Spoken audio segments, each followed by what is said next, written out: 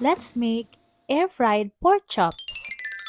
Medyo matagal-tagal na din mula nang last na nag-pork chop kami kaya naman nung nag-grocery ako last time ay napabili ako ng isang pack ng pork loin chops. Initially, ang plano ko ay prituhin siya kaso sabi ko may air fryer naman, why not i-air fry na lang siya para naman healthier. Bago ko pinakuluan ay nilagyan ko muna ng cut yung mga taba niya para naman hindi mag-curve habang pinapakuluan. Then we just need to boil them mga 30 to 40 minutes kasama yung mga rekado ng mga pampalasa hanggang sa lumambot yung meat.